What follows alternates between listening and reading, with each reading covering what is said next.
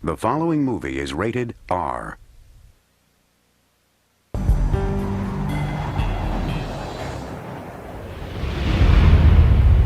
Stand by. 1010. Investigator reported disturbance at Acer Plaza. 10-4 dispatcher. Verify address. That's Acer Plaza. Repeat. Acer Plaza.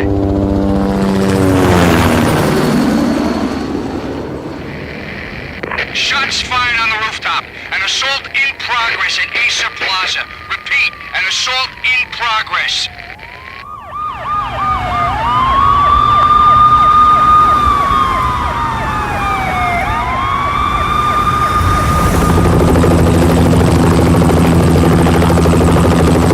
It's a war zone down here. 1085 dispatcher. Need additional units. Additional units now. Officer in danger. Officer in danger. 10-5. Please repeat. 10-5. All units, emergency. Officer in danger. Acer Plaza. Repeat. Acer Plaza. All units.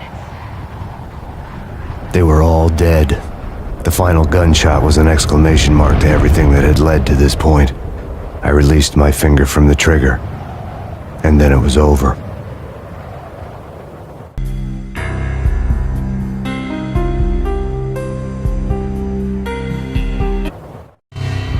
To make any kind of sense of it, I need to go back 3 years.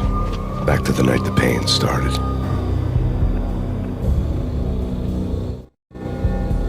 I was still on the force back then. NYPD, Manhattan, Midtown North Precinct, Hell's Kitchen. So when are you coming to work for me, Detective Payne? You'd make me work undercover in some hellhole. Sorry, Alex.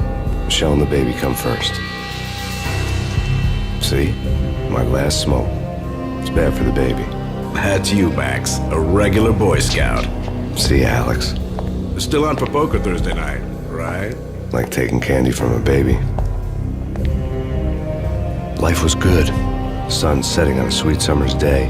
The smell of freshly mowed lawns. The sounds of children playing. A house across the river on the Jersey side. Beautiful wife and a baby girl. The American dream come true. Honey, I'm home. But dreams have a nasty habit of going bad when you're not looking. The sun went down with practiced bravado. Twilight crawled across the sky, laden with foreboding.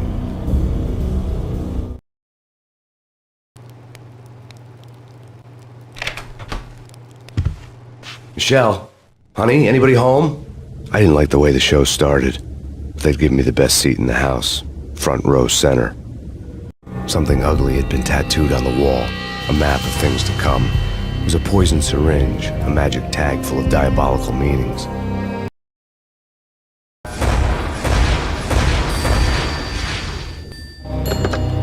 Listen, someone's broken into my house. Call 911.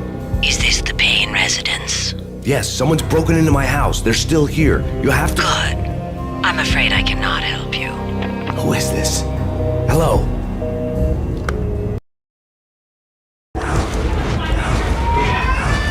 Michelle!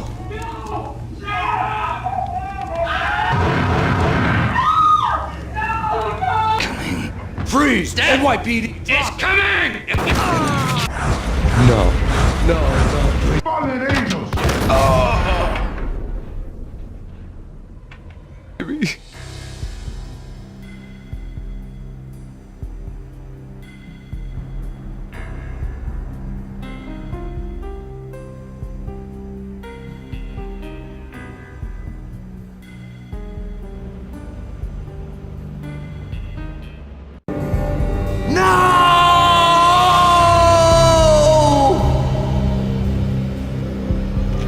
That was 3 years ago. Everything ripped apart in a New York minute. The killer junkies had been high on a previously unknown designer drug, Valkyr, V. After the funeral, I told Alex I'd be transferring to the DEA. It took us 3 long years to get a break in the Valkyr case. Then, finally, 2 months ago, a dime dropper tipped us off that Jack Lupino, a mob boss in the Punchinello crime family, was trafficking. I went undercover. Infiltrated the worst mafia family in New York. I came in from the cold and the dark. Outside the city was a cruel monster. I've been slowly working my way from the small time to the big fish, trying to get to the source of the drug. Alex and BB were my only contacts in the DEA. The only ones in this decrepit city who knew I was down here. BB here. Something urgent has come up with Jack Lupino. You need to meet with Alex immediately at the Roscoe Street station. I hadn't had a face-to-face with Alex since I'd gone undercover. Outside, the mercury was falling fast. It was colder than the devil's heart, raining ice pitchforks as if the heavens were ready to fall. Everyone was running for shelter like there was no tomorrow. It didn't get any better when I got to the subway. The feeling hit me like a point-blank shot straight in the face. Something was not right about this. My Beretta stirred nervously under my coat, but the train doors had already shut behind me, and I was in for the ride. Next stop, Roscoe Street Station, and Alex.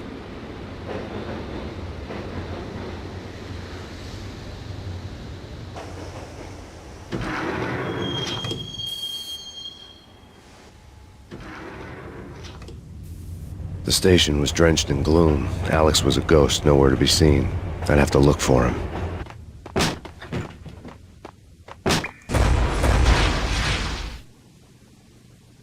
Death was in the air at Roscoe Street. I'd have to find Alex fast. Supposed to take care of this? He and Mickey are having too much fun taking...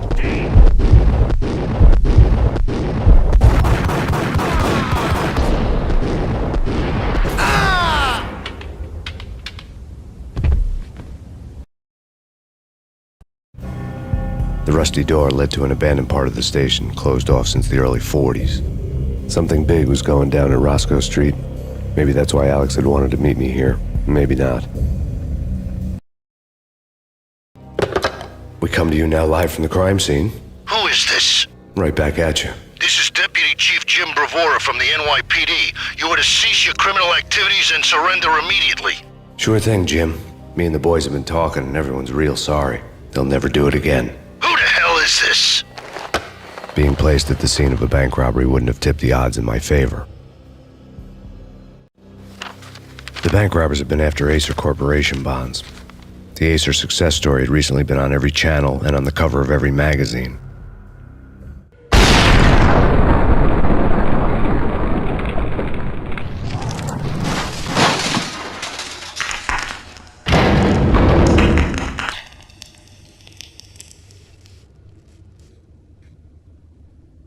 Hold it!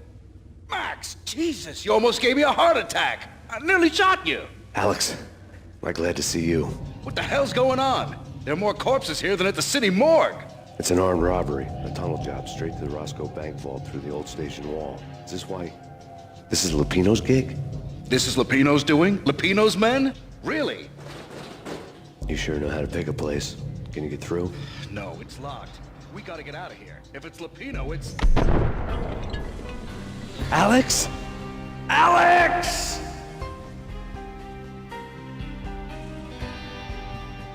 There was nothing I could do.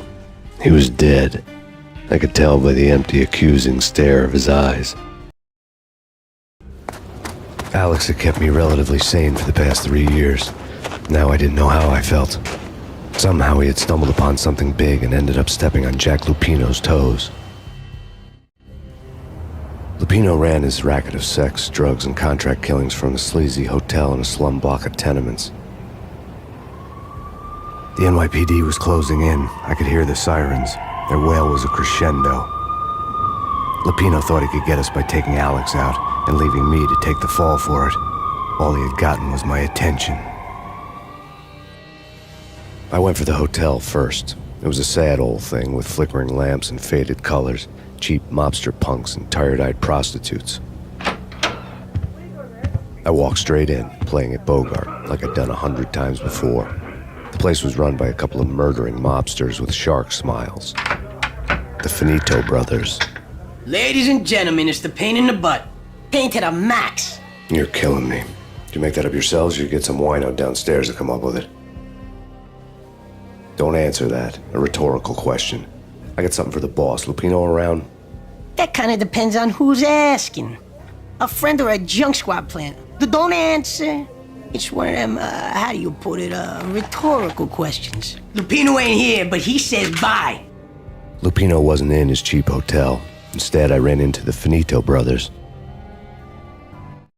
My cover had been blown, the door slammed shut behind me, and then I was dodging bullets like raindrops. Pain in the butt. Ha ha! Pain to the back. Junk squad pig. I had met Lupino only once. The gangster ran all his rackets through his right-hand man, Vinny Gagniti. Gagniti was a high-strung whiner on the verge of breaking apart, like an overamped Energizer bunny. He had the brains to run the business, but he lacked the balls, always falling short, taking his frustration out on underage addicts and call girls. The V deal goes down at your hotel. Jack's exact words, quote, "Vinny, you're in charge of this one," unquote. Rico Muerte's coming to see it through. Anything goes wrong and everybody's gonna get dead. Goes double for you. Treat this guy real good. Anything he wants, you give him. Don't screw this up or you're finito, finitos. A V deal meant added security, locked doors, and lots of nervous thugs with itchy trigger fingers. I'd seen nothing coming in, but that didn't mean it hadn't been there. Rico Muerte was a regular Kaiser Soze, a spook story told to keep the apes in line. 313. The Finitos had scribbled Muerte's room number on the note's margin. Bosses! Everything all right? Bosses! Joey! Vigilio! You all right in there? They're not answering. Call the others. Tell them to come quick. Okay, but we can't wait for them. We gotta go in now. Bosses! We're coming in! It's Payne!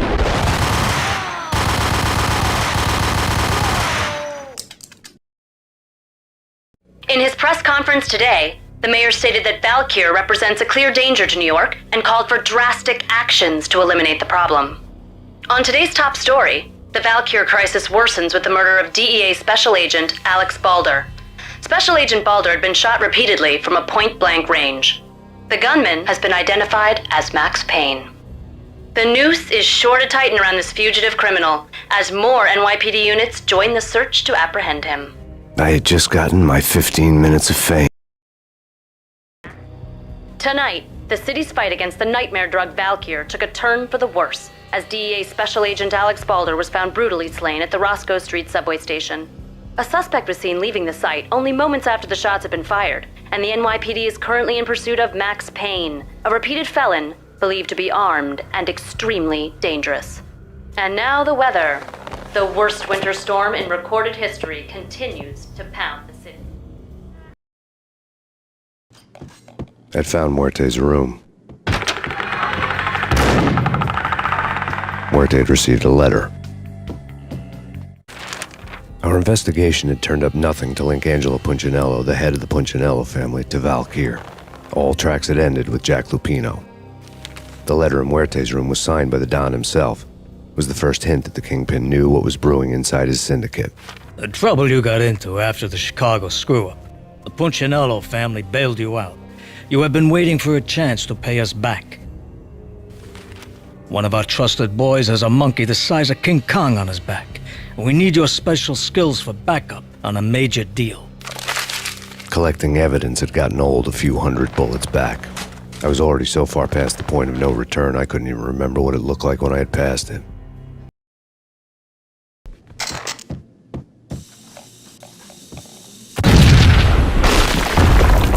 Hold it! Told you. God damn! I thought it was a bomb for sure. Nah, the Russian wouldn't dare. This has been waiting to happen.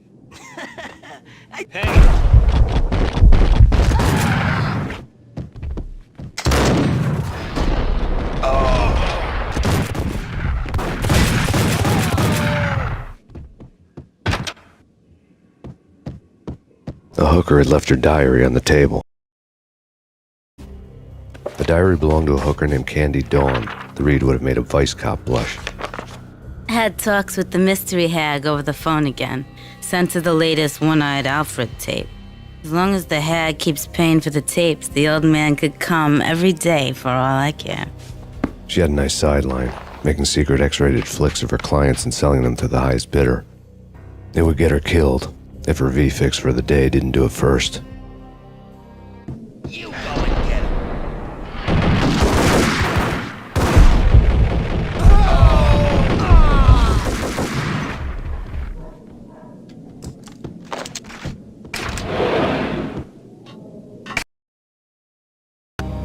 The old service elevator rumbled down to the bowels of Jack Lupino's hotel.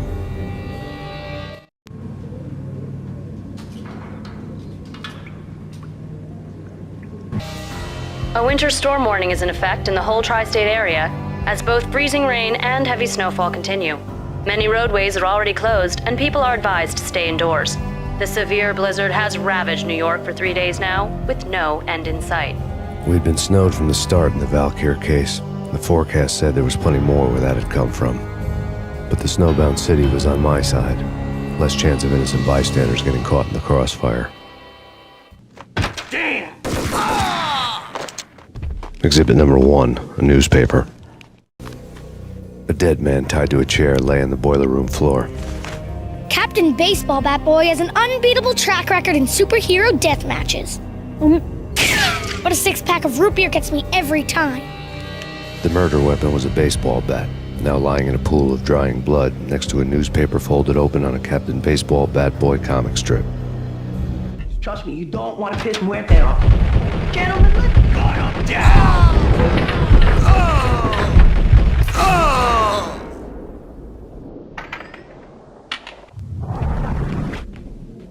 A lifetime ago, this would have gone down as a narcotics arrest. It was dirty money. There was a key on the table.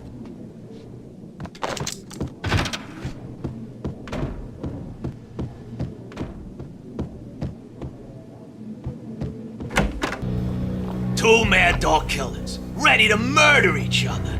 They step into the next room, and I'm thinking, now they're gonna do it. But no. They sit down in front of a TV and solve their differences with a kung fu fighting video game. I tell you, Candy, I was so depressed, I strangled them both with the video game cables. Oh, Rico, you're so bad. I am, ain't I? Rico Muerte, big-time hustler. Who the hell? It's that cop. Muerte went for his gun.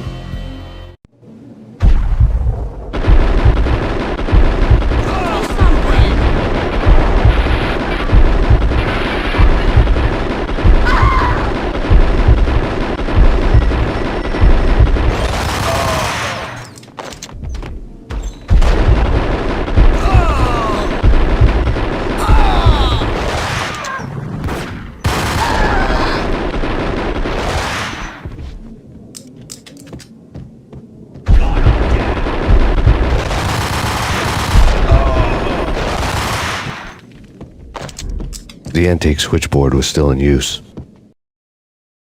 There was an old telephone switchboard in the back room of the reception area, the kind that made phone tapping child's play. It wasn't hard to picture a fat pimp sweating with headphones on, listening to his hookers talk dirty and fake orgasms over a web of party lines, the blood veins of New York. Right now there was a different set of moans and groans going on. Boss, good evening. This is Max Payne. He came, started capping us. He killed it. Are you freaking kidding me? He's just one lousy cop. You better be freaking kidding me. Whack him. What's the freaking problem? Hello? Answer me. Hello? The word was out. A deadly virus released into the city's corrupt circulatory system. Something wicked this way comes. Max Payne at large. Turn around, walk away, blow town. That would have been the smart thing to do. Guess I wasn't that smart. Lupino's tenement buildings were a seedy hangout for all kinds of sleaze. A liquor store, a pawn shop, a laundromat full of mobster bookies and loan sharks. The list went on. The how and why of it was a mystery to me, but they knew I was a cop. They knew I was coming, and they were going to get real trigger happy about it. I got to see Lupino's hangout all lit up. A bomb went off, turning snow into liquid gold. A pillar of fire lifted the remains of a car straight up into the air. The flames were highlighted on the hood of a black Mercedes-Benz as it coasted down the street real slow, as if the driver didn't have a worry in the world. I got a good look at the man riding shotgun. It was Vladimir, the head of the local Russian mob, the fly in Don Punchinello's soup. The ringing in my ears was the sound of a mob war being waged.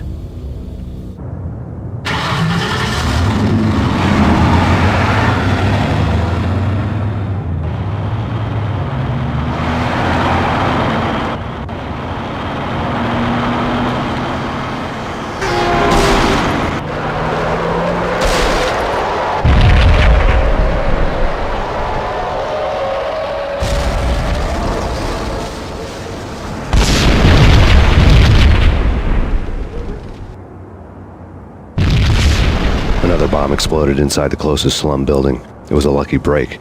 The goons inside were spooked, but luck always came with a price tag. More bombs could still be ticking inside, and the cops would already be on their way. Jack Lupino's suite was on the top floor. At least it used to be, before the explosive makeover. The headlines were a depressing read. The headlines were screaming bloody murder. The storm was a screaming duet with the approaching prowl car sirens. It was all a scream when you were down for the count and wanted for murder. A beaten-up phone in the entrance hall was ringing. It could have been just a junkie in need of a fix, but it turned out to be something more sinister than that. Am I speaking to Mr. Payne? Who wants to know? My name is Alfred Wooden. You must hurry. The police are on their way. Tell me something I don't know. They know you're there. How? And what's it to you? I will contact you again. The cops arrived, sirens singing in the off-key harmony of a manic-depressive choir. I had a few minutes while the SWAT team would go through their usual routine. By the time they busted in, I needed to be long gone. Max Payne, this is Deputy Chief Jim Bravura from the NYPD. Drop your weapons and come out with your hands above your head. Suddenly it all made sense. The bombs, the Russian mob boss making an appearance in person. Gagnidi was his usual self, all talk and no walk. After our hit, the Russian has only a couple of guns left and they can be bought. There's no freaking way he has the guts to try anything after that. As it turned out, the Russian had plenty of guts. One thing you could count on, you push a man too far and sooner or later he'd start pushing back. The bombs had destroyed all the stairs up to Lupino's office. The alternate route led there by way of adjoining rooftops.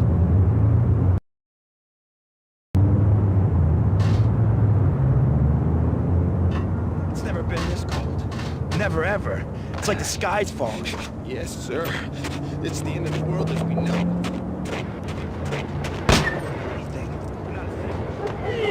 It's Payne!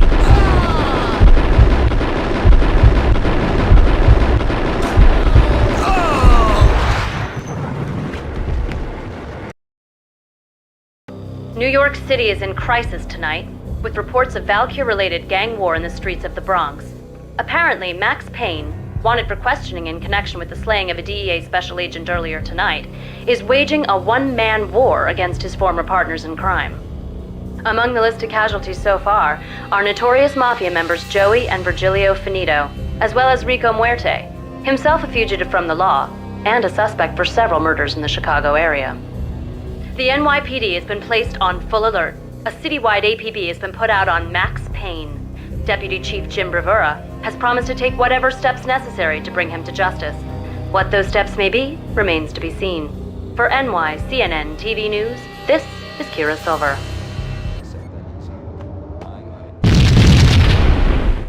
Red, blue, or green? It's always red or blue in the movies. So, green? No, not the green.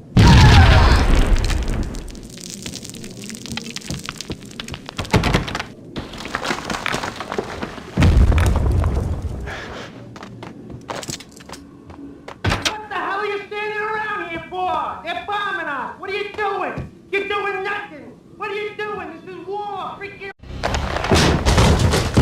Vinny Gagnidi, just the man I've been killing to see. Payne? Freaking Fed! I knew from day one there was something screwy about you. What do you think you're doing? You're a freaking cop. You ain't got squad on us. You can't just come in here waving your piece like it meant something. Yeah! Oh my God! Oh God, you shot me! Ah! You're dead, Payne! What the hell are you waiting for, you apes? Kill him! Kill him! With pleasure, boss. Gagnidi bailed. I made like Chow Yun Fat.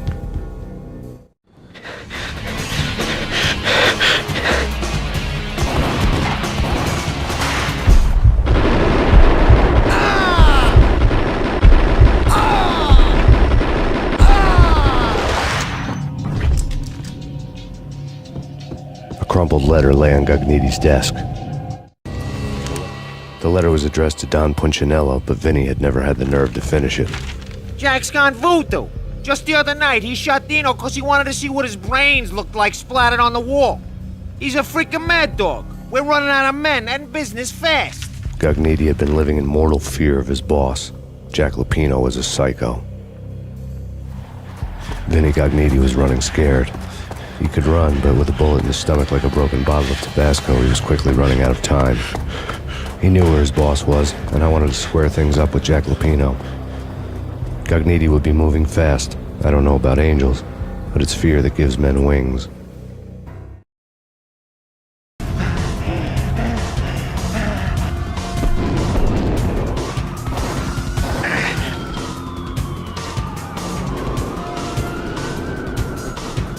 Gognitti hitched a ride. To catch him, I'd have to follow his lead.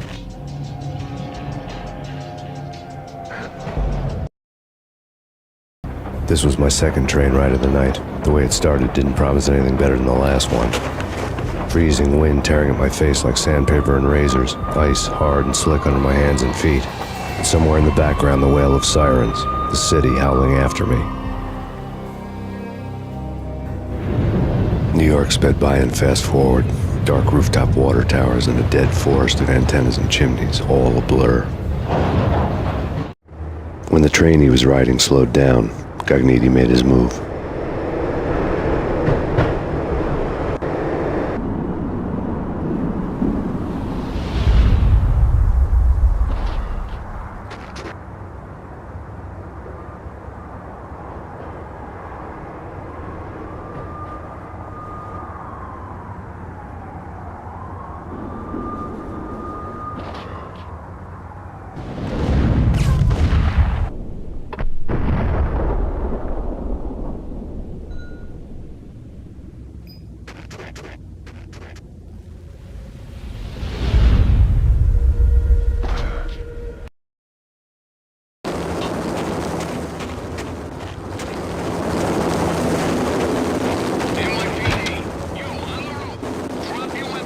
It's Payne! He's coming down the stairs! Shoot the bastard! Okay, boss, you got it. No problem. All right.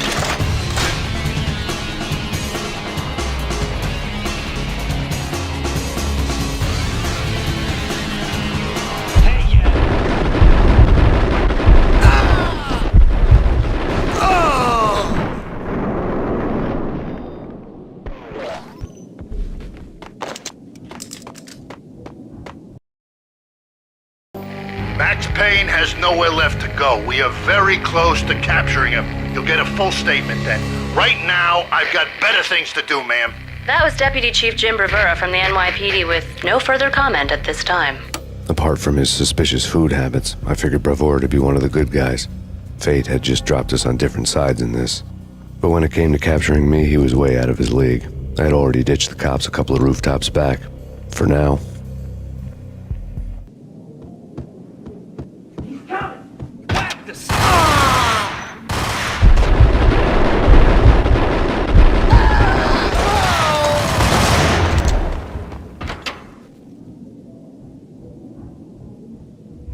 God damn it!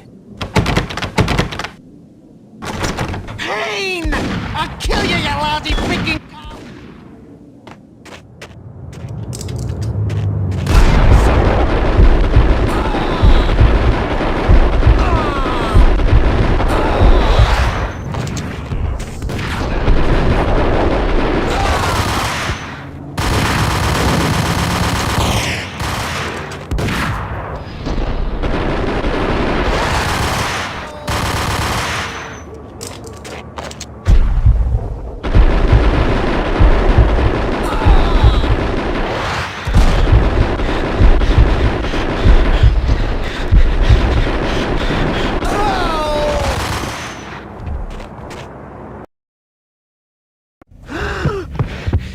Gognitti ran out of steam in a dead-end alley with steam boiling out of the sewer grates like all the fires of hell were burning high beneath us. It was shakedown time. Where's Lupino? Screw you! Bad start, Vinny.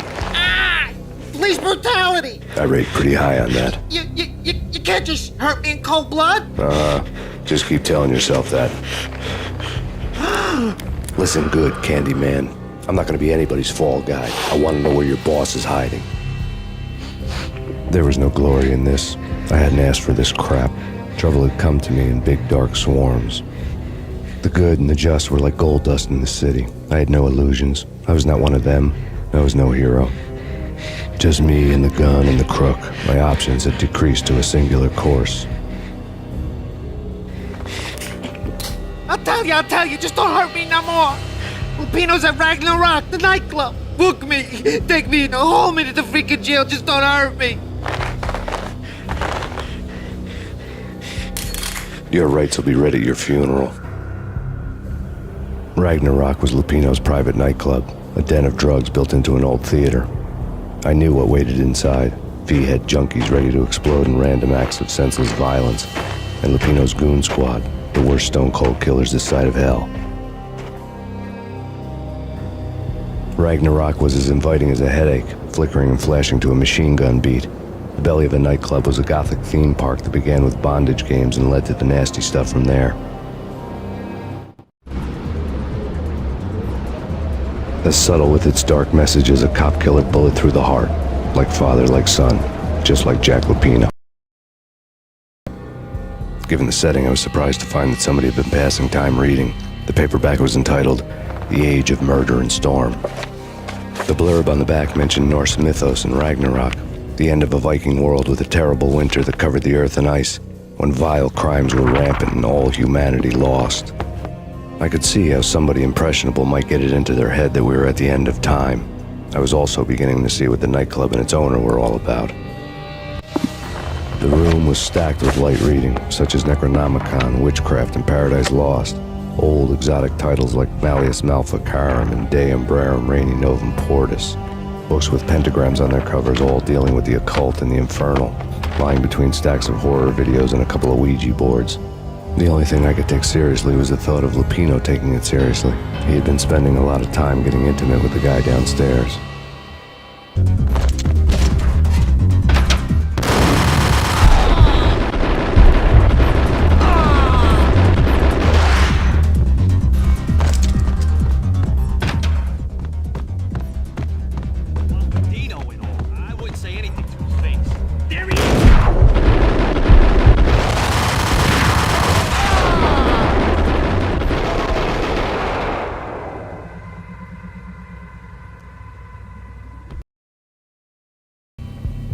The backstage area led to Lupino's inner sanctum. The hot air inside was like an invisible wall, thick with incense and something else, a sickly sweet smell that made you gag. This was the rotten core of the Big Apple. Lupino lurked somewhere ahead, like a spider at the center of his web, waiting. The vapors in the air started to make my head swim. Torn pieces of a letter lay scattered on the sofa. Punchinello had threatened Lupino in writing. The note had been torn to pieces, bloody fingerprints all over them. Don't want you to think that one of my boys is not playing with a full deck. Shape up, Jack. We are running a business here. I'd hate to send the trio to strong-arm you. The trio were the Don's notorious henchmen. It was obvious that Lupino hadn't been intimidated by the threat. Jack Lupino was crazy, all right. The table was scattered with notes of demented arcane nonsense written in rusty blood, a mishmash list of demons, devils, and dark gods evoked. Beelzebub, Asmodeus, Baphomet, Lucifer, Loki, Cthulhu, Lilith, Hela, blood given to you all. He was after that old Faustian deal, your soul for power and fortune. Just sign on the dotted line with your blood. Jack Lupino was crazy, all right. Mythic wolves, let loose to devour the sun and the moon. Lupino is the wolf. I'm Mr. Beast, the big bad Fenris wolf. I'm the end of the world man, wearing the flesh of fallen angels. After Y2K, the end of the world had become a cliché. But who was I to talk? A brooding underdog avenger alone against an empire of evil, out to right a grave injustice. Everything was subjective. There were only personal apocalypses. Nothing is a cliché when it's happening to you. The flesh of fallen angels, come to me all. Astaroth, Beelzebub, Asmodeus, Baphomet, Lucifer, Loki, Satan, Cthulhu, Lilith, Hela, blood to you all. See it, living under the skin. I've seen it, the corruption of flesh.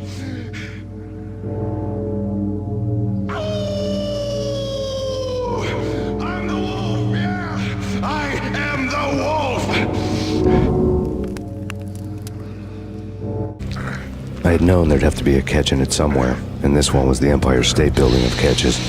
Lupino was pumped up and dying to go 15 rounds with a mutant alligator. And then he started this spooky monkey talk, straight from a bad dream. Mine. I have tasted the flesh of fallen angels.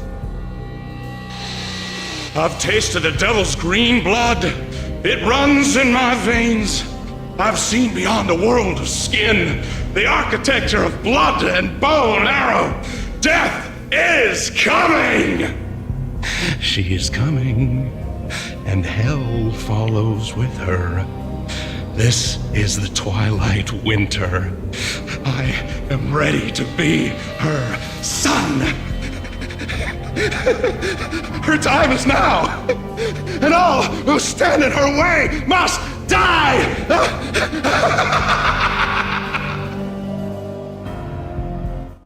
Die! You'll die! You'll die! Now! All die!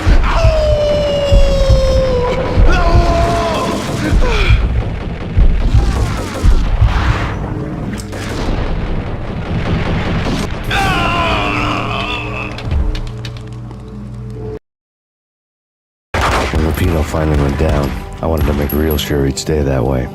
He was a bad monster. Turned them into friggin' zombie demons from outer space. I think he's dead already. Huh? And that's when it happened. But dead or not, you've got the wrong guy. In stepped this knockout femme fatale holding a gun to my face. I returned the favor. Lisa Punchinello. Lisa Punchinello was the Don's wife. Mona Sachs. Lisa's evil twin. Your safety's off, evil twin. You might hurt someone with that gun of yours. Lisa's the damsel in distress. I'm the professional. I'd blow you away without batting an eye. Sure, and you can check out my credentials splattered all over this joint. Jack couldn't have framed you. Not the state he was in. We're after the same slime bag. Angelo Punchinello's the one who murdered your friend and framed you with it. You know this for a fact? I've got my sources. I don't have a clue these days. I just shoot them as they come. Who put a contract on the Archfiend? This one's mine. I hate the guts of that sadistic wife-beater. Why not pool our bullets for this one? I thought you'd never ask. My finger was starting to twitch. How do you like your whiskey? I'm easy, as long as you don't try to slip me a Mickey. You're a real angel, Max. It was good stuff. Tasted sweet as honey going down. Nothing personal. Can't risk you going berserk and getting Lisa killed.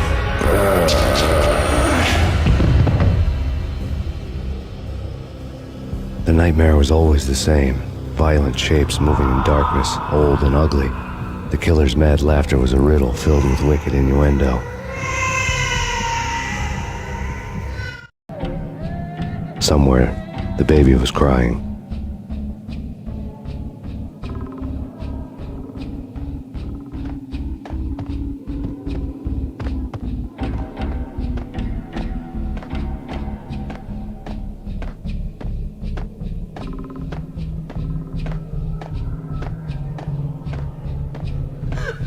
Max! No! Please, Max! Why? I didn't mean to. I'm sorry.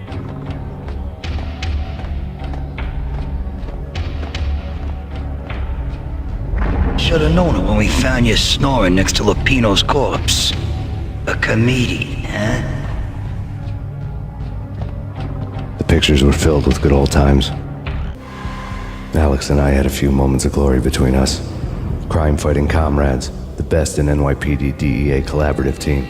Good-hearted macho bullshit like that. I would have given anything to have him here as my backup. No such luck. No luck at all. The Payne family. Happiness captured in a Polaroid moment. I had thought it would last forever, till death do us part. I didn't want to think about it. As long as I didn't, it could never happen. But I had broken my own rule. The thought had already slipped in. Fear was rusty needles poking at my brain. Cold and scaly, it slithered down my chest.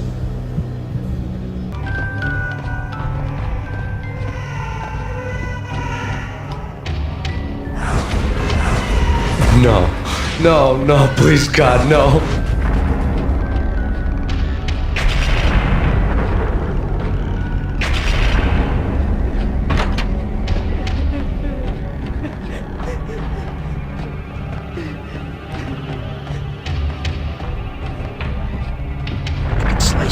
slice them, shoot them full of holes, blow them to bits, vaporize them, disintegrate them. No matter what you do, they'll still be back, good as new.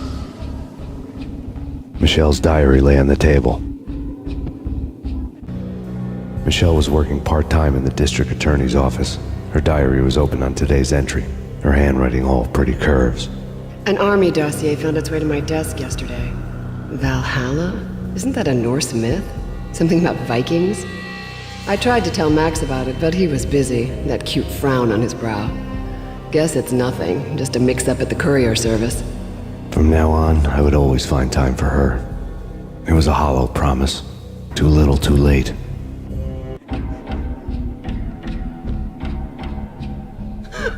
Max, no, please, Max. Why? I didn't mean to. I'm sorry.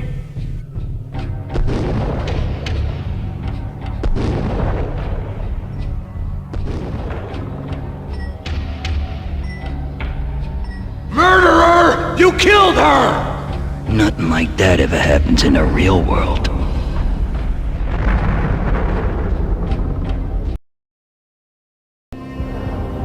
I woke up in a bad dream. My head felt 2 sizes too small for my brain. Max Payne. I envy your name. And the killer was smiling. Pleased to meet you. I'm Frankie the Bat Niagara. Niagara, as in you cry a lot? He had a baseball bat and I was tied to a chair. Pissing him off was the smart thing to do.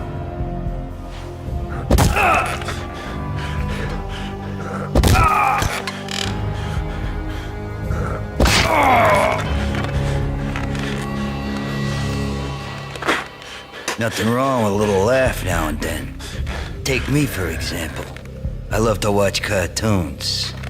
Cartoon violence is a fascinating thing. Let's take a break. I need to take a leak and maybe grab a cold one at the bar. Don't worry. I'll be back to finish this off. And then, it's checkout time. You play, you pay, you bastard.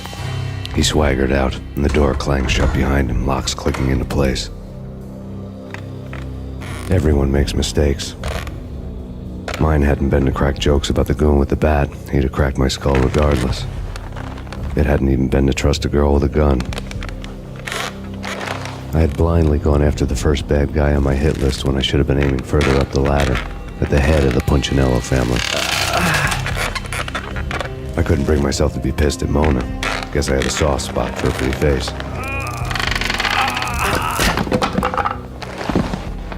But when somebody decides to play baseball with your head, you tend to get sore. They had dragged me back to the basement of Lupino's hotel. I was beaten, bruised, and blue. I felt like the chair I had broken to get free.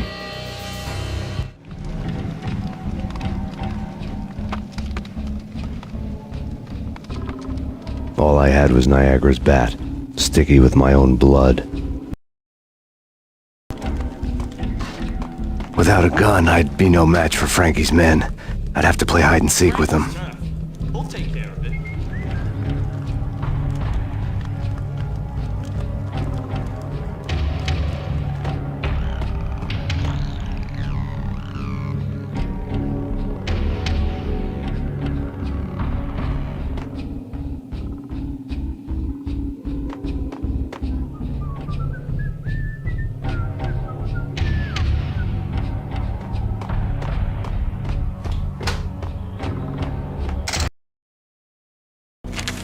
Frankie had left his calling card, a Captain Baseball Bat Boy strip, next to a sewer passage filled with bodies. You'd better not mess with Captain Baseball Bat Boy. Even my arch enemy, Bicycle Helmet Girl, swoons at the sight of me. Aha! There were enough corpses to put a mass murderer to shame.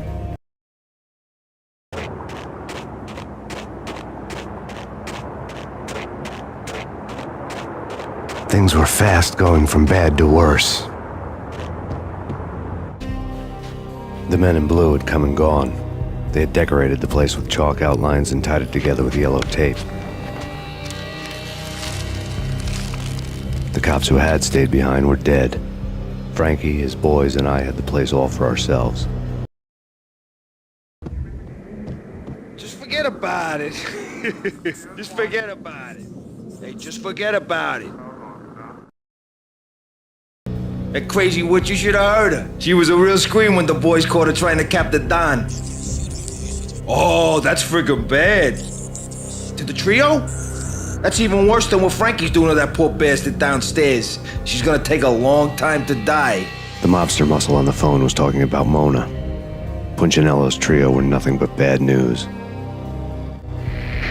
The fact remains that all the victims so far identified in the Ragnarok shooting have been known criminals, many of whom had large doses of V in their blood.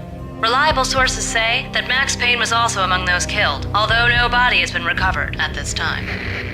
Reliable sources. That meant somebody thought the Mafia had me, didn't want the cops snooping around anymore.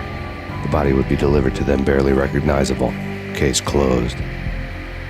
Don Punchinello had the power to be that reliable source, which was no news. But his news was old news. Framing me hadn't been enough. Don Punchinello had put a hit on me. He wanted me dead, and it had been important enough for him to give written instructions to Frankie about it.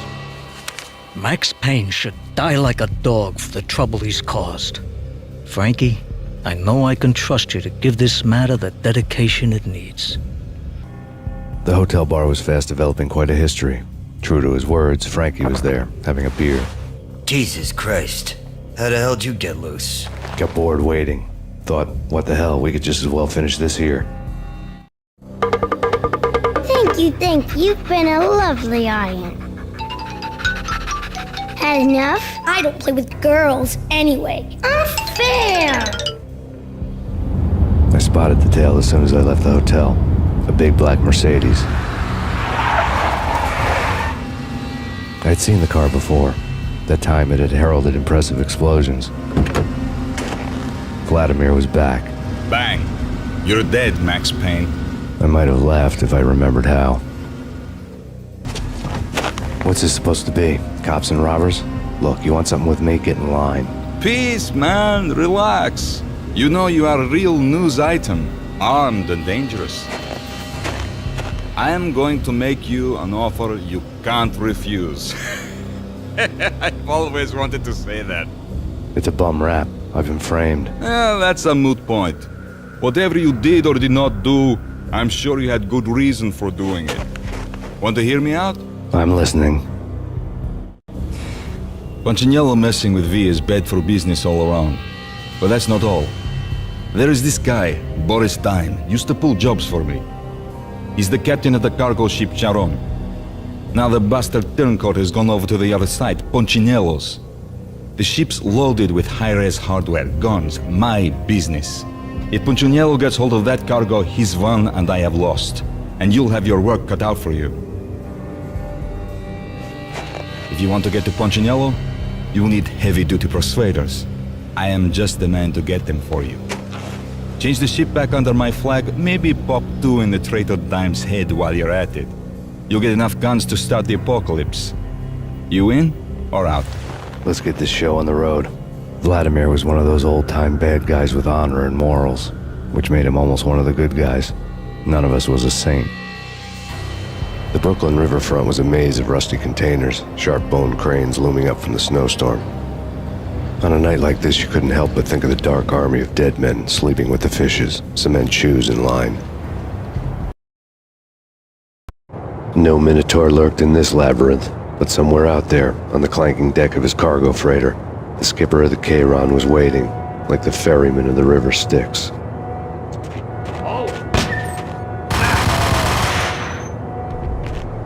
I doubted the letter was a receipt.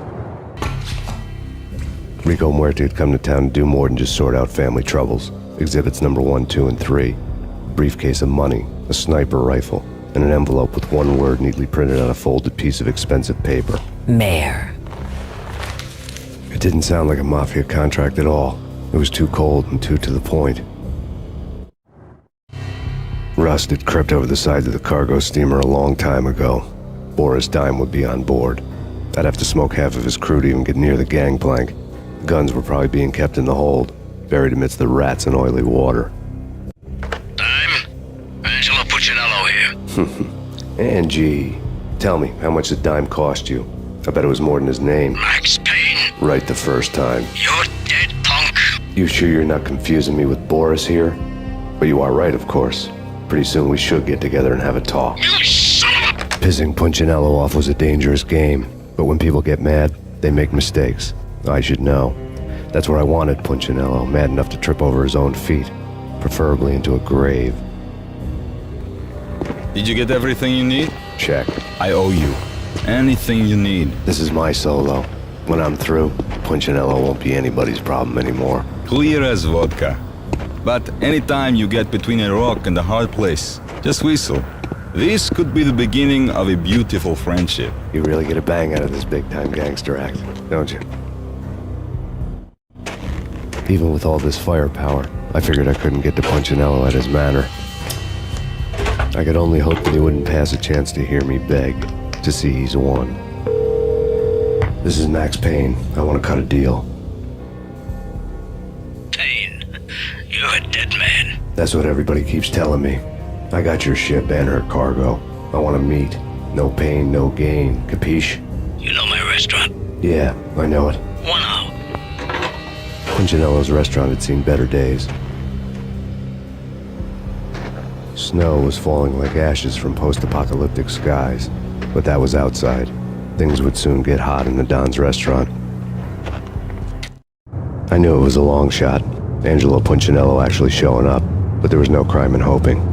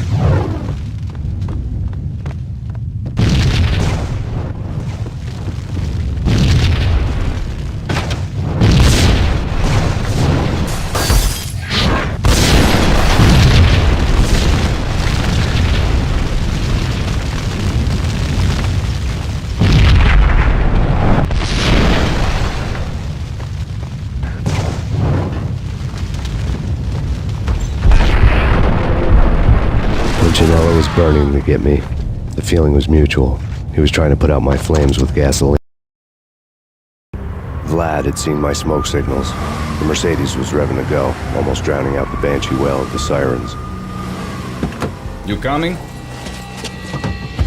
We'll drop you off at the Punchinello Manor. Sounds good to me.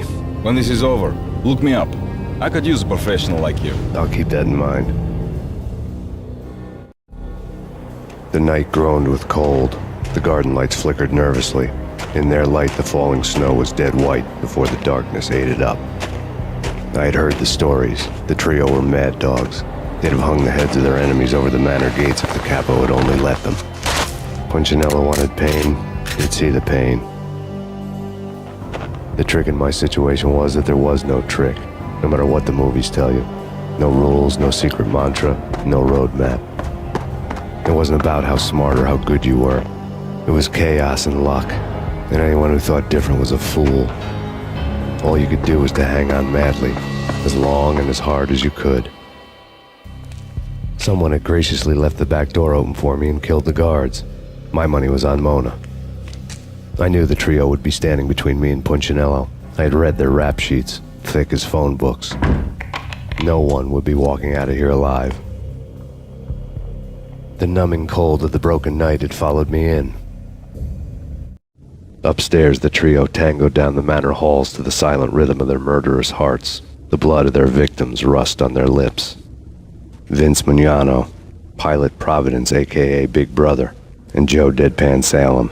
The pistol was a frozen lump in my hand, piercing the skin, gnawing me to the bone.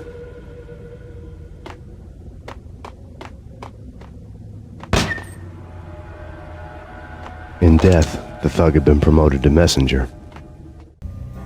Someone hadn't enjoyed the Don's hospitality. Someone with a flair for the dramatic. Someone who had let herself out of a locked cell and past a couple of armed guards. My thoughts were on Mona again. I could only hope she was a good enough gambler to walk away while she was still winning. before she'd run into the trio. The word on Lisa Punchinello was that she was a bit of a witch. The tarot cards on the kitchen table fit the picture. They weren't my kind of cards, but I was willing to take a crack at the hand Mrs. Punchinello had dealt. The first card was the Tower. Maybe that was supposed to be the Manor. It got easy after that. The devil was the master of the house, and death was me, coming for him.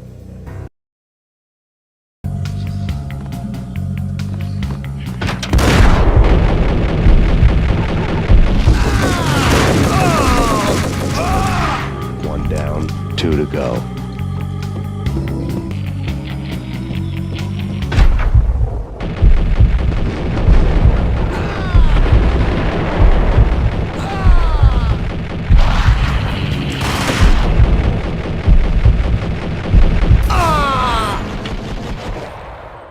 Down, 1 to go. It was too late for her.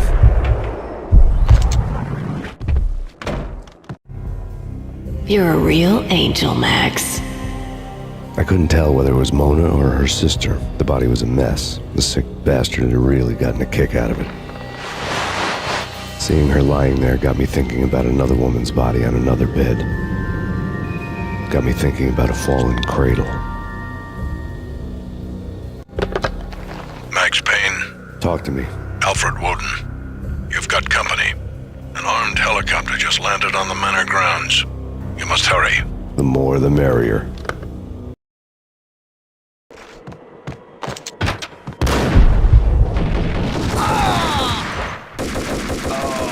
Punchinello's trio was done for.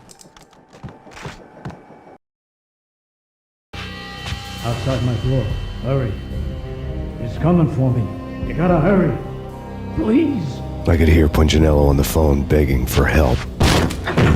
He should have been saying his goodbyes. Punchinello was a pushover. The moment I stepped into the room, he folded like a deuce before a royal flush. No, wait. I was just doing what I was told. I couldn't refuse. She's someone high up. Government, maybe. I don't know. He was trying to buy more sand for his hourglass. I wasn't selling any.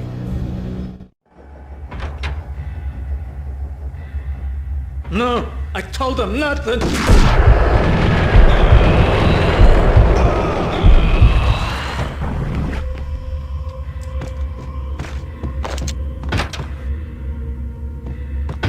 Drop it. Don't move. Game over, Max Payne. I could tell when I was outgunned. It was time to take another beating. The mystery witch was a real barracuda. Trouble on dagger heels, a smoking assault rifle in her hand, and an army of killer suits behind her. How sweet. I get to kill 2 birds with 1 stone. Sooner or later, it was going to catch up with you. Mr. Payne, it's time to show you the benefits of my brew. Be a good boy now. You'd find that Lady Luck was really a hooker. You were fresh out of cash. Gentlemen, we're done here. Take me to Cold Steel. She had just given me an OD of Valkyr. I could feel green fire eating my brains. They turned to steam. They did a fade on me. I'd never had a chance. The witch had got me just as sure as if she put a gun to my head and pulled the trigger. The shadows rushed me, bruised mugshot faces hungry for revenge. They knew my weak spots and closed in for the kill. The floor turned into a vortex of green blood. I fell. The flesh of fallen angels.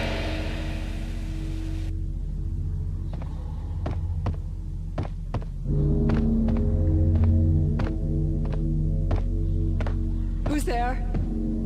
Max? Max, is that you? Max?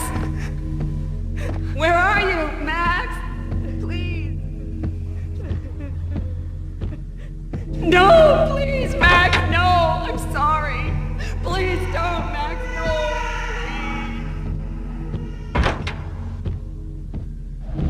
Max? Where are you, Max? Please. The letter was staring at me.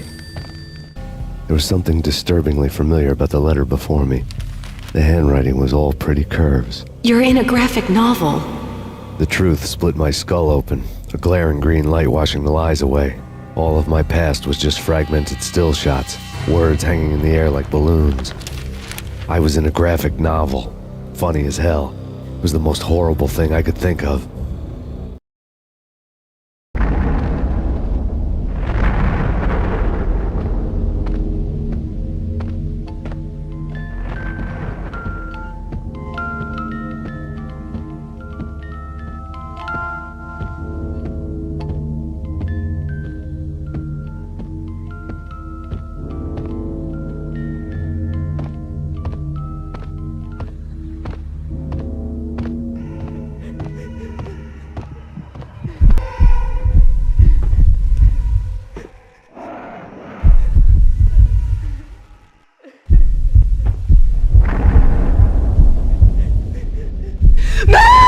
No, Max! Murderer! You killed her!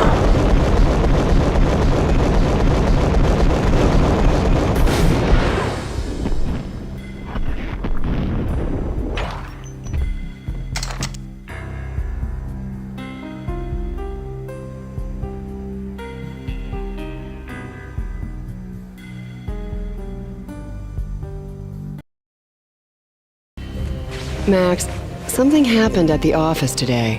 A strange memo. Something about Vikings. Honey, I gotta run. You can tell me all about it this evening. Have a nice day, darling. The bullet holes were rubies on her chest, blood glowing on her ivory skin. She was so beautiful. The killer was smiling. The flesh of fallen angels. Slowly, the green nightmare faded, leaving dark stains on my soul that would never come off. I felt like flatlining. I was all shook up. I woke up in a cold sweat, sick and tired to the bone, lying in a puddle of my own puke. The hag had said take me to Cold Steel before it had all gone crazy. It was a clue, the only one I had. It took me forever to crawl back to my feet and hit the road, but when I did, I drove straight to Cold Steel Foundry outside the city. There was a whole lot of action around the place for a freezing winter night. Trucks coming and going, men running. I had the drop on the mystery witch. She thought I was dead. I was on her blind side. I was going in. The bad trip had put me in a crazy mood, adrenaline pumping through my aching veins. Staggering on the mill roof in ice and snow and wild wind, I was a ninja. My kung fu was strong. I wasn't hitting anybody. At best, I was Superman on Kryptonite about to fall through a skylight, down to where it was all going down. A half-abandoned industrial area in the middle of nowhere. The factory was a perfect front for any number of illegal activities.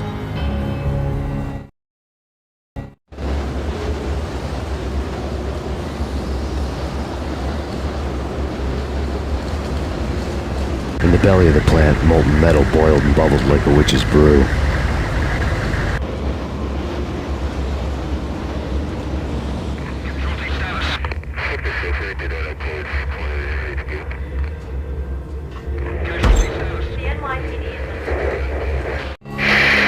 Life-threatening weather conditions.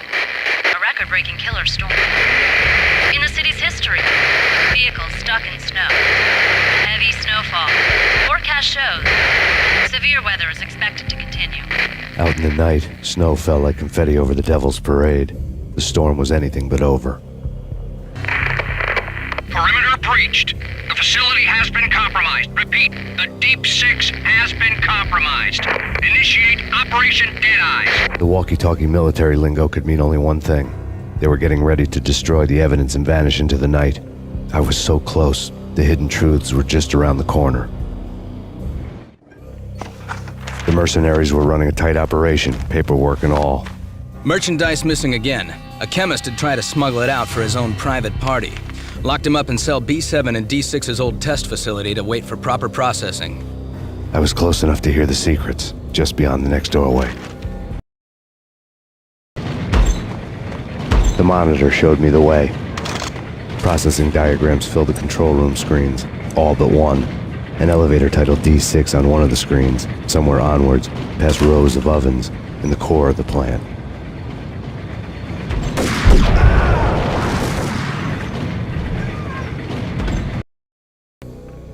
I had taken on the role of the mythic detective, Bogart as Marlowe, or as Sam Spade going after the Maltese Falcon to unravel all the mysteries. Following a path of clues to that final revelation, even if it would take me down to the cold, cavernous depths of a grave. You can't do this! My men are still inside! Do you have any idea why this is called Operation Deadeyes?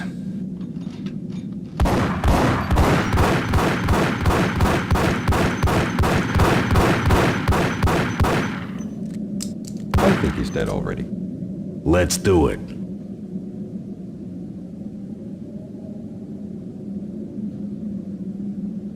Attention all personnel.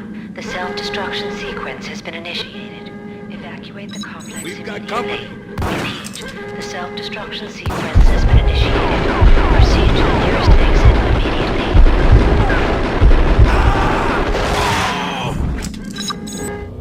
There was an old army bunker under the steel mill. I knew the military plaque on the floor. I had seen 1,000 variations of the insignia on crumbling brick walls everywhere in the city. The sword replaced by a syringe. Project Valhalla, V for Valkyr, V for Valhalla. All of a sudden it read like a crackpot conspiracy theory. The chemist had been using the workstation when he died. The half-life of the lab rat had ended online, his password blinking on the screen. 665, neighbor of the beast. Hey, in here! Hey, get me out of here! I'm innocent! There, let me out!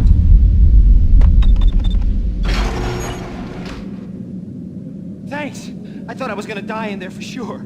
I need you to get me through the decontamination chamber airlock. You're crazy! No way! The place is blowing up, for Christ's sakes! Either that or back to the cell. Your choice. Okay, I'll do it. I'll do it. Proceed to the nearest Get exit. in! I'll punch you through. After this, you... I was caught in the middle of the deadly web that was the Valkyr case. One of the lab terminals had the project logo on the screen. Top secret. Project Valhalla. U.S. Army. Yggdrasil Network. Valhalla.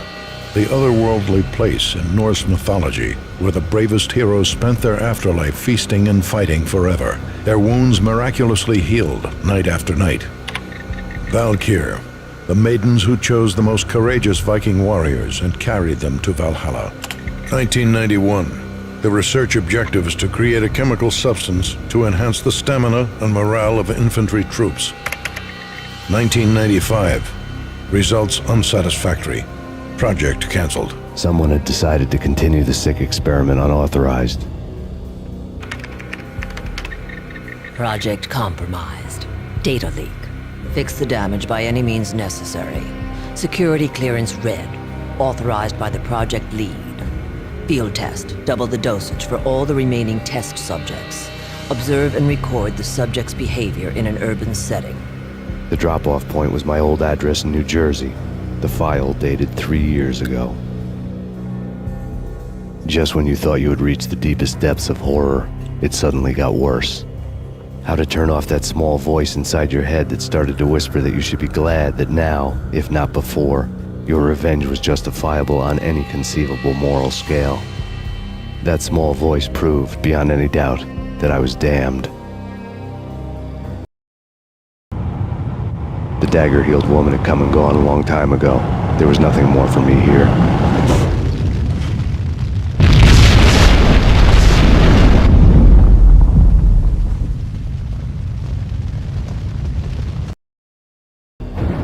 You piece together a jigsaw and the final picture is you finishing that same puzzle.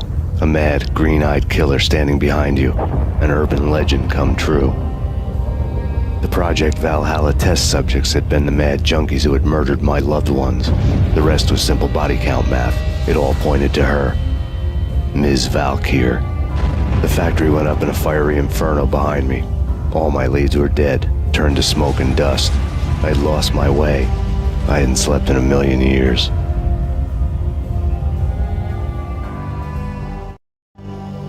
I felt thin as death. I've been living on an endless supply of week-old donuts. They were fuel for this crazy furnace inside my head. I couldn't remember when I had last seen the sun. I was on a permanent graveyard shift. When the darkness fell, New York City became something else, any old Sinatra song notwithstanding. Bad things happened in the night, on the streets of that other city, Noir York City. I was in an all-night diner, downing cup after cup of coffee that tasted like engine oil, when a new message from BB got me back on the killer track. What the hell happened at Roscoe Street? Maxie, I'm going out on a limb here. We need to talk this through, come up with a plan. 2:30 a.m., the Choir Communications Garage. The more I thought about Alex's murder and the frame-up, the more it felt like an inside job. I should have seen it coming. BB had sold me out, and now he wanted to finish what he'd started. The garage was dead. BB showed up in his tailor-made suit, gold watch, and cufflinks to match, all way beyond a cop's pay. Maxie. Oozing suave charm, he was guilty as hell. What the hell does BB stand for anyway? Backstabbing bastard? Come on, don't be like that. Have a cigar. I don't smoke. Maxie, you have no idea how big this is. It's huge. You have no idea. I think I do. You're a bribe-taking bent cop who sold out his partner. Those mobsters in the subway were a dead giveaway. Hard to miss. Bet it was exactly like this with Alex. Up close and personal. You can't win this one, Max. No, but I can make damn sure none of you do either. BB turned out to be another cardboard cutout bad guy.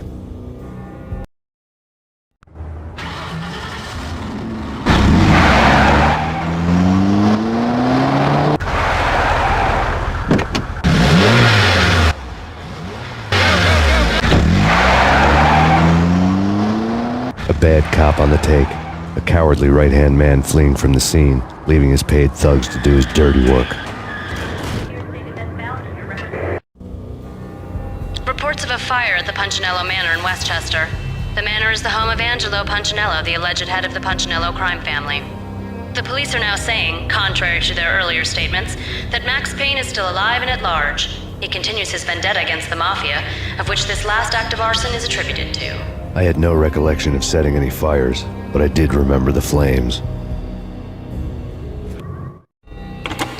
Yeah. Max Payne? Whatever does it for you. This is Alfred Woden. I can give you the name of your enemy. Come to the Asgard building presently. We are expecting you. Woden was waiting for me on the steps of the old building. Mr. Payne, let's go inside. The others are anxious to begin. The others? Despite the general misconception, this building actually predates the City Hall by 2 years, thus being the oldest municipal building still in use here at the foot of the Brooklyn Bridge. No kidding.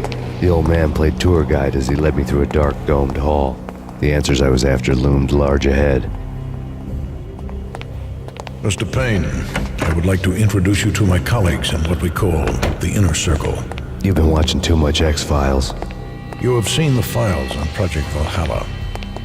We can fill the gaps, provide you with the information missing from those files. We were all involved in the early stages of the project during the Gulf War. What's the catch? We would very much like to blow this thing wide open, but our hands are tied. Her name is Nicole Horn. She was the key figure in Project Valhalla. When the funding was discontinued, she simply refused to quit. She knew exactly what she had in her hands. Nicole Horn is the president of Acer Corporation. She has more than half the city in her pocket. This must be kept under wraps. If you try to go public with this, we will deny any knowledge. We need you to take her out. Afterwards, we can protect you. Make all the charges go away. That was the cue for the killer suits to kick in the doors and swarm inside.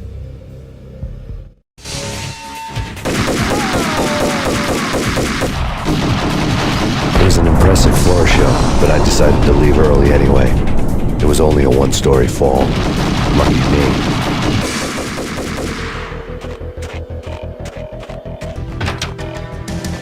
One of the monitors showed what was left of the Inner Circle. On screen, the so-called corpse of Alfred Woden stood up, miraculously waking from his dirt nap. looking smug among his dead pals. In the land of the blind, the one-eyed man is king. I didn't know how he'd pulled it off, but it was a pretty slick way to get out of all his promises. Most of what he had said fit too well to be a load of crap. And what is your answer to those saying that he is actually providing a service long overdue to the city? This crusade nonsense has gone too far. He's out of control. It must stop. He will be stopped. That was Deputy Chief Jim Rivera from the New York City Police Department. Nicole Horn had blackmailed the Inner Circle into silence. The tape came with a curt extortion note on a piece of expensive paper. I remembered Candy Dawn taping her clients in action on the side, selling the tapes to the highest bidder. I was sure that kinky sex was nowhere near Alfred Woden's worst sin. But I had a feeling that when this was over, any collateral would come in handy. Woden had taken care of my mission preps with military precision. The critical areas in the Acer Corporation headquarters blueprints were circled in red. The president's office was at the top of the building, right below her penthouse suite. The elevators were controlled by a security computer, part of the mainframe located underground below the building. The high-rise was sealed as tight as a sci-fi fortress. Nothing seems to stop Acer Corporation's phenomenal victory march. Incredibly, the stocks are still rocketing. Worried experts already see a danger in the company's success. Some have gone as far as to say that Acer Corporation is about to become an even bigger monopoly than Microsoft ever was. Dreamed of revenge. Those dreams were always nightmares, of coming close and then failing. That had not been the only thing the Inner Circle had been involved in. There were rows of cabinets full of files. The Serpentine Secret Society went back a long way, always pulling strings from the shadows. I couldn't say I was sorry. Woden's move in some Byzantine power game had cut the Circle's membership roster to 1. The old man wanted me on cleanup duty. It was my mess, too. Mine wasn't the most original approach to the problem. It wasn't as if it hadn't all been done before. An eye for an eye, the first principle of revenge. Old as dirt, still going strong. The cardinal rule in going after someone with an intention to kill was not to make it personal, which it almost always ended up being anyway. It did with me. I took my time, cruising around the city in the snow. There was no hurry. I knew what I had to do now. I took my time, thinking about it, building up the rage. When I was ready, I parked the stolen wheels at the front entrance of the Acer Corporation headquarters. Got out, got in, got cracking. I had a bullet with Nicole Horn's name on it. I had 10,000 bullets with the hag's name on them. She had ultra-high-tech security systems, enough mercenaries and weaponry to start World War III. There was no fear. New York disappeared behind a veil of snow. I had crossed the threshold. This was her domain, sleek and sexy and soulless, all glass and steel. A place of color-coded security keycards, metal detectors, and surveillance systems.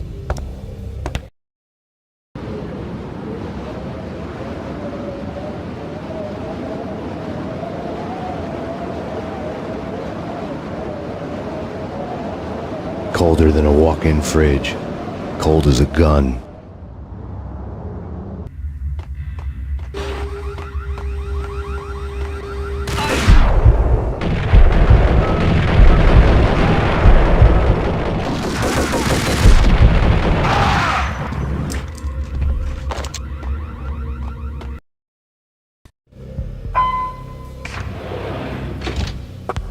Mona, looking good. Max, we gotta stop meeting like this. It will be a cold day in hell before I let a narc cop stop me. Miss Sachs, do your job. Relax, Max. You're a nice guy. I don't kill nice guys. You're not bad yourself.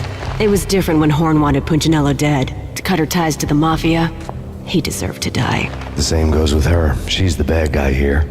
Her sister was whispering to her in my favor. I knew the appetites of ghosts intimately. They hungered for revenge. No! A gunshot boomed and she fell down in slow motion. She was a nice girl, not really a stone-cold killer. And now she was stone-cold dead. Like religious fanatics or loyal samurai, Horn's private army was coming at me. Send me back up. Engaging hostile.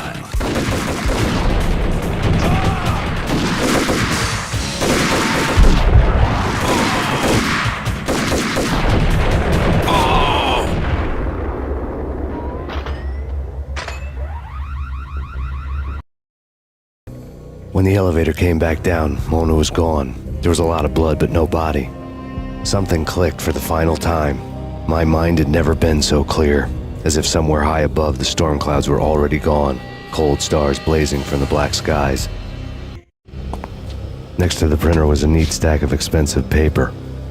Hacking through Horn's computer would have unearthed files of criminal plans, strategies for world domination, spy helicopter reports, illegal wiretap recordings, internet porno, all of the above. Take your pick. I really didn't care anymore. I had seen too much of it already. Valkyr had been meant to be a white-winged maiden that would lift you to a warrior's heaven, but it turned out to be a one-way demon ride to hell. The devil was in the drug. I knew. I had met him.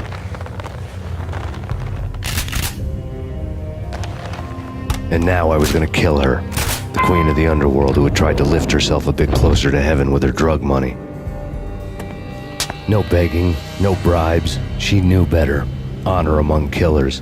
We who were about to die. Both of us knew how this would end. In pain and suffering. All this because your wife stuck her nose into things that were none of her business. The cops were coming to take me away. The sirens were like a bad conscience I couldn't shake. It's ridiculous you've made it this far. You won't be alive when they get here.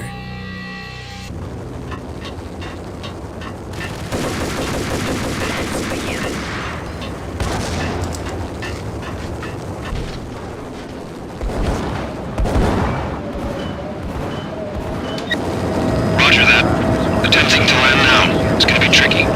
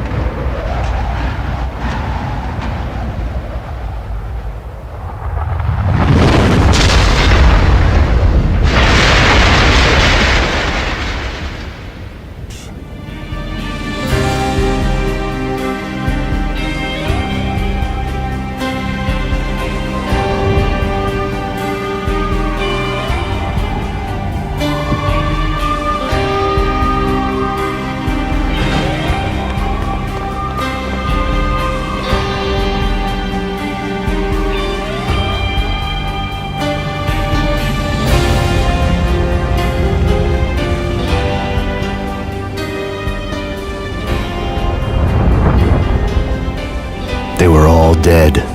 The final gunshot was an exclamation mark to everything that had led to this point. I released my finger from the trigger.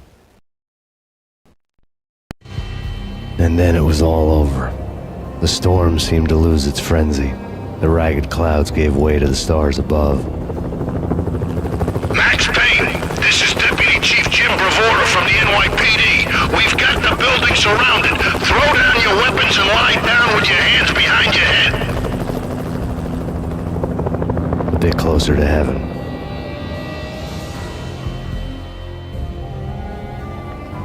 The cops' voices were distant and muted. Freeze! NYPD! Hold it right there! My ghosts released me from their haunting. Down below, New York City glittered like diamonds on black velvet. You gave us one hell of a ride. Take him down to Central Booking. You heard the man. Woden was there in the crowd, standing by the sidelines. It wouldn't be over till the man with the patch would say so. He'd say the right words. I knew he would. He'd better. Woden grinned smugly. It was the grin of a winner. That made two of us.